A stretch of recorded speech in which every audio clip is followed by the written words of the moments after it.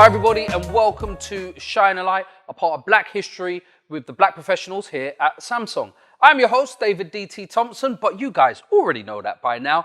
And I'm here to shine a light on an individual that he may be taller than me, but I consider him my little brother, and that is Kadesh Beckord. How you doing, David? Are we doing the shake? We're doing the shake. Good. How are you, dude? You know what? I am well. Ever busy, ever excited. This time of the year for me is like my Christmas kind of thing, in terms of Samsung's and kind of stuff that we work on. So yeah, I'm loving it. I'm happy. I'm good. Cool. So for those who don't know, Kadesh Beckord, tell us about yourselves. What is Kadesh Beckord, or who is Kadesh Beckord? What can I say? I am a father. I'm a DJ. Also, you know what? I'm a guy who loves tech. That is Kadesh Beckord. I'm from Jamaica originally. Yep. That's where I was born. I came over here very young. How old was you? I was about 7 years old in approximation. Yeah. Grew up in South London. Went to school, did pretty well at school, and then eventually just grew through the ranks and just over time just started to love tech more and more and more. Yeah. Which eventually landed me about 10 years ago a role with Blue Square Marketing and Samsung. Yeah. Funny enough, where I pretty much first met you. Well, we'll get to that. We'll get to that because I really want to dive deeper into when you first came over here, age of 7. Yeah. What was it like being in Jamaica? Weather's beautiful, and for those who've never been to Jamaica before, I'm also Jamaican as well, and I know how beautiful the country is. But what was that transition like for you at that age? It was a bit different. I remember having a lisp at the time. My school teacher saying, like, we got to get him out of this lisp. Yeah. It was definitely, in terms of things like, I remember the fashion just being different at that time, where some of your friends may want to wear Power Ranger trainers. Yeah. And some people may want to wear Nike and Reebok. That was a transition, but for me, it put me actually in a very lonely place, because obviously didn't know many people at the time going into primary school, eventually into secondary school. Yeah. But eventually I was able to find my feet, know who I am, and moved on from there. Yeah. And for those who don't know, like we said, you've been here 10 years, but let's dive deeper on the DJ side of it. Yeah. Because for those who don't know myself as well, I used to DJ with Kadesh as well. And you've been DJing for how many years now? 19 years as of September, actually. Yeah? Officially 19 years, yes. Okay, cool. So you started in the vinyl era? Yes, I did. I collected. So officially I've been DJing for 19 years, but I've been, in terms of the music, I've been in it for, I would say, 25. And what inspired you? So my brothers, so my stepbrothers, or just my brothers as I like to call them, my dad, so they were part of a sound in Jamaica and also in the UK called 12 Tribes, which people like, there was so many artists that was an association. And I used to do things like go to events and carry the boxes.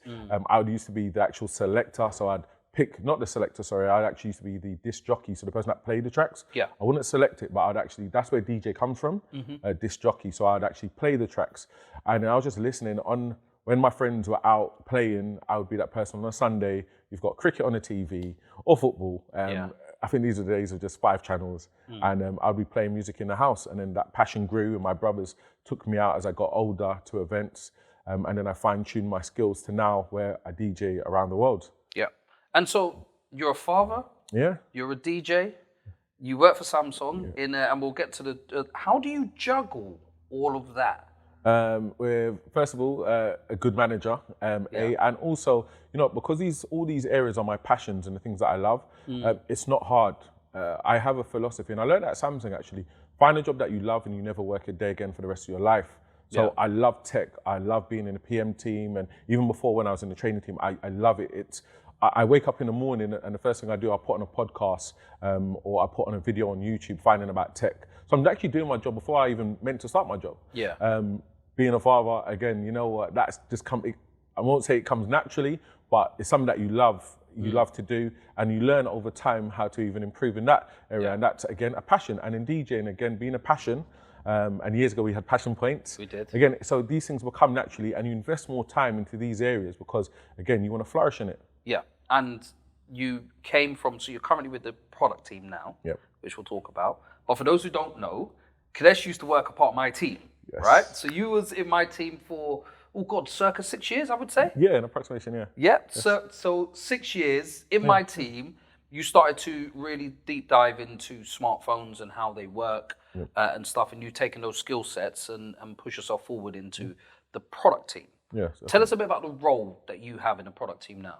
So now, so I'm in the PM team, I am the smartphone specialist. Yeah. So I will liaise with all factions in terms of the business. So from working with yourself in the training team, the contact center teams, working with brand as well, and marketing and B2B, all these areas. And fundamentally, what I'd like to say is that I ensure the accuracy of information with our smartphones is cascaded to the whole of SE UK or the whole of the UK. Yeah. That's how I like to simply summarize what I do in a team. And the great thing is that I get to see the tech before everyone.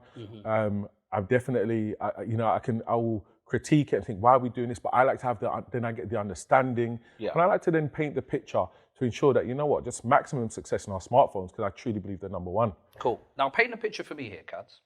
And I call you Kads because we know each other very personally. 18 months ago, we went into COVID. Things took a turn and kids were at home. You couldn't DJ anymore because all the clubs were closed. And you're working from home as well. And then we had a lot of issues in the world around Black Lives Matter, the unfortunate death of not only George Floyd, but many, many others. What's that been like for you? It was troublesome for me. Mentally, it hit me hard. Just identifying as a 6'2" black guy, and my life could have easily changed and been raised in America.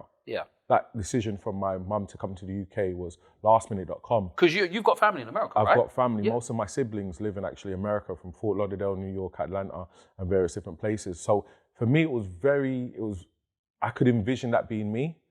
From the perception of things, it was just, a guy doing his thing on a regular day, no problems. And to see what happened to him, knowing that it could easily happen to me, it hit me hard, because that could have easily been my brother, as you know, or it could have been a brother-in-law or a cousin who currently resides in America. And then after the fact, obviously, we're still trying to obviously manage things like homeschool, working from home. We had massive projects coming up, as I'm sure that you were aware. We launched some amazing foldable devices and Note 20 Ultras and other devices as well. Then actually, an interesting story that not many people know, I was coming into the office one morning because my laptop wasn't working, my screen was completely blank. I was on the M25 coming into the office, and just before the entrance of the office, I was pulled over by police. So this is on literally the heights of a lockdown, the whole George Floyd death, and the BLM movement as well. I was pulled over going into the office, just on the entrance part. So I was like, okay, how can I help? My car's fully insured, everything's above board, I wasn't speeding or anything. And I was questioned by the officers, insinuating that I smoke. Never smoked a day I don't smoke. I don't smoke at all. You don't smoke at all. I can vouch for that. I don't smoke at all. You'll never see me having a cigarette break. That it could smell something. So I was, first of all, insulted. I'm thinking, why are you lying? How can you smell that on the M25? We had the conversation. I said, look, I work for Samsung. The gentleman generally didn't believe I worked for Samsung. I pulled out my ID, and then eventually they let me go. And off the back of that, I was like, look, I just couldn't believe it. I was like, and again, like I say, in the height of the whole George Floyd incident, I was like, can you just give me a break? As well. And it was that day, actually, off the back of that day, I actually created a charity, to be honest. You did, Of that incident, and also another incident that happened in a car wash on the same day as well. I created a charity called 24 for 24, where I was able to use my skills and my network to create a platform where for over 24 hours, DJs will come together, play for an hour each, and raise money for charity. So we raised money for about 11.5 grand for the Stephen Lawrence charity. Brilliant. And thank you to the team that supported, especially the PM team that supported me in that area, and yourself, DT, and other people as well. We've raised money for a company called Here to Help, who provide care packages for kids at school, where they can get from a scientific calculator, food to eat over Christmas, where we fed over 1,300 people, families. Wow. Not just black people, but you know what, people that are in basically couldn't afford to even eat.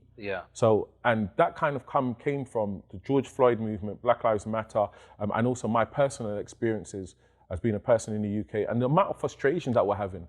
I personally wasn't going to go and march with the Black Lives Matter. We're in a pandemic, so I have to be somewhat responsible. I'm not saying that anybody isn't, but for me, I need to look at what skills I have to ensure that, you know what, how I can communicate, how can we respect Black lives? Yeah. Because and that's a notion that goes out to including Black people as well. But what can we do for those people that are disadvantaged? And we do know in the UK there's a large amount of Black people, but not just our other brothers and sisters from other backgrounds as well. And was able to set that up. And that's what I was able to do in that time frame. I really want to give you your applause on that, because at the time, I remember the conversation we had, and we spoke about what you was really passionate about getting this across. And you was coming up with a name, and we spoke about 24 for 24. And I'm going to give myself to you because I gave you that name, right? So we had that conversation, and I said, you know what you're doing as a DJ to get a collective of 24 DJs together to actually DJ online. So it was a social online page to DJ for 24 hours, 24 DJs across the UK. Because I know there's DJ friends of ours that are from Manchester and Birmingham and London. Yes. They were all on this cast. And I actually watched majority of it. And I was really proud. And I was proud that you started something from the ground up. And look what you've done. And that's your platform. So you're using your voice, your platform, your ears to elevate voices that weren't really there. And I want to give you a massive kudos and your flowers for that as well. Thank you. So now we're moving out of COVID. And we've established this platform for Black professionals at Samsung. What can we do and what would you like from the platform to do even more to elevate voices? Fundamentally, I would like to just tell everybody in the world that there are other careers out there. Yeah. Like I never actually thought I'd ever be in the product management team. I was just trying to ensure that at the time when I was in the training team, be the best potential trainer or a senior SPT as I was moved up to as possible, and work with B2B and the rest of it. But now I just want everyone to ensure that they know, you know what, you don't have to become a doctor or a lawyer or a rapper or a producer, right? There's other careers out there. There is, you know, in video production, right? You've got Jono that works in your team who's amazing at videography, and Susie. You've got careers such as what you've got of head of training, and me working in a PM team, and currently Paul Scott and Vic and Jason in our team are putting me in that nice career path so I can understand more about product management. So I want people to understand that, you know what, this isn't an area where you can go for. It's amazing. You can work for a top company like Samsung. Which is when I drive into the office, I'm proud every single time I see the swans. 100%. You know, I love the new building, etc. I get to, you know what, liaise with my Korean colleagues, my Korean brothers and sisters, and everyone in the business. And I just want to show them, you know what, that basically you can look at these careers and this is a successful career. And you know what, you can literally be a face of, you know what, change.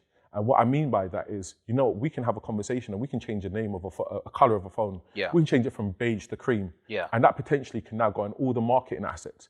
And, you know, slowly and surely, you know what, just make the world a better place, but just within our tech. Love it. Love it. I'm going to ask you some quick fire round questions, and thank you very much for that. What was the first ever record you purchased? Ooh, MC Hammer, You Gotta Pray. Oh, wow. That was 92, 93? I can't. 92 it was, 92. I think you're right, actually. Yeah, 92. Yeah, that was my first ever record, vinyl, yeah. Wow, okay, cool. And what is currently at the top of your playlist right now? Ooh, top of my playlist right now is... Wizkid? No, it's not, you know. No? It would have heard Damage is still one of my favorite tracks. Wizkid Essence, I'll have to say that as well. On top of my playlist, what else have I got in my playlist? Bit Amapiano? Oh, and Amapiano, so South African House. That is a vibe. I actually drove on the way here. I was driving to that and listening. And you know, a lot of new R&B, so Jacquees, a lot of new R&B and slow jams is currently in my playlist. LMA, her, etc. Yeah, so I have an online platform and I basically have an R&B show that I do from home. Again, which is areas in which how I can balance work and play. So I can do something from home in the evening. And then again, you know, it allows me, I don't necessarily have to be out in the club and still perform and actually earn a living from it as well, to be fair. But yeah, that's kind of my playlist. I'm an easygoing guy. Cool. I'm a chill giant. Nice. Favorite food? My favorite food is, or favorite cuisine, I would say, is still West Indian.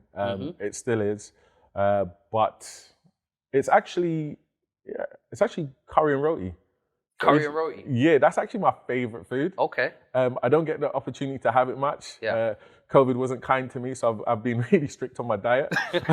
But curry and roti is pretty much my pretty much my favorite. Cool. And being a person that's been in the smartphone industry, Yeah. what's been your favorite ever Samsung smartphone? Oh, it might be Note 10 Plus Note 10? 5G. It might be.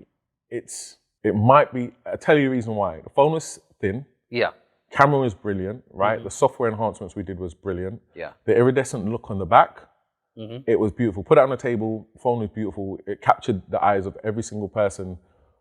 Or alternatively, it might be a D500, old school. Wow, okay, so we're going back now, right? So D500, correct me if I'm wrong, that came out in 2008.